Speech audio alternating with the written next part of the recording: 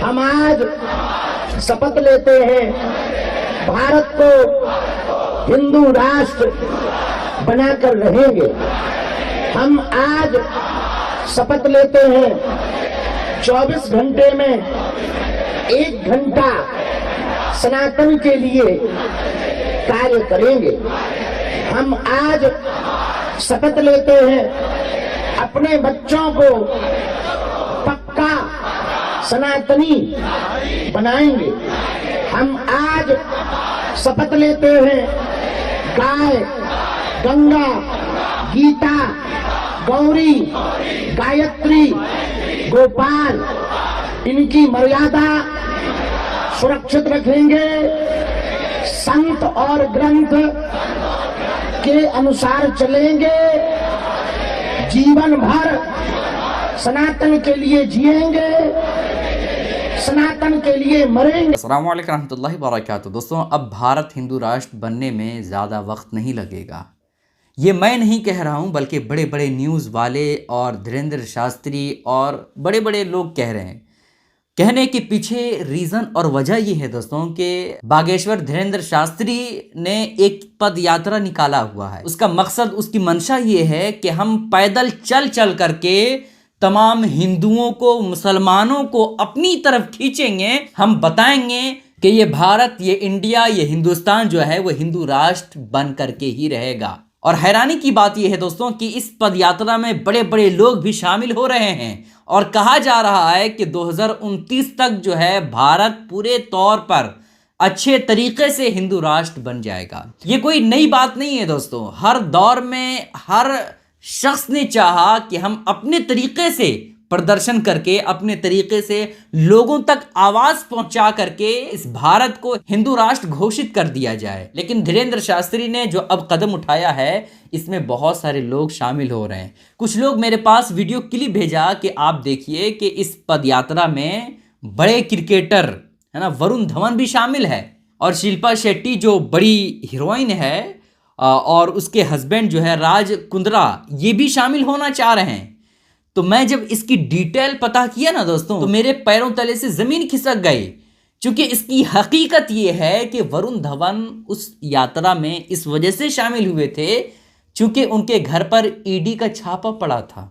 जी हाँ, बिल्कुल आपने सही सुना, ईडी का छापा पड़ा था, जिसकी वजह से अब ये हिंदुस्तान की हुकूमत को, मोदी को, अमित शाह को और ईडी के कार्यकर्ता को ये साबित करना चाहते हैं कि हम बहुत बड़े कट्टरपंथी हिंदू हैं, हम बहुत बड़े हिंदू भक्त हैं। तो ऐसी कैफियत में हमारे घरों पर जो ईडी का पहरा लगा हुआ है, ईडी का छापा पड़ने वाला है, वो रुक जाए।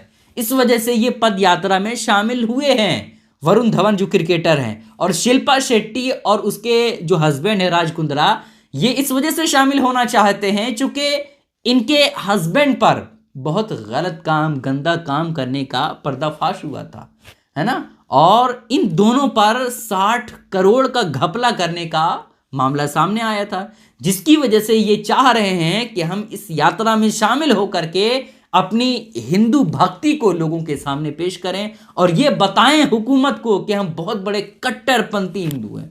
तो इस वजह से ये शामिल होना चाहते हैं ताकि हम इस केस से बच जाएं। शिल्पा शेट्टी, राज कुंद्रा, शिखर धवन सहित एकता कपूर जैसे लोग सनातन धर्म को ही अब आखिरी विकल्प मानते हैं, तभी बाबा बागेश्वर के साथ कदमताल कर रहे हैं। शिल्पा शेट्टी, जिस पर 60 करोड़ की धोखाधड़ी में FIR दर्ज है, जिसके पति राज कुंद्रा पर पोर्नोग्राफी से जुड़े मनी लॉन्ड्रिंग के आरोपों की ईडी जांच जारी है।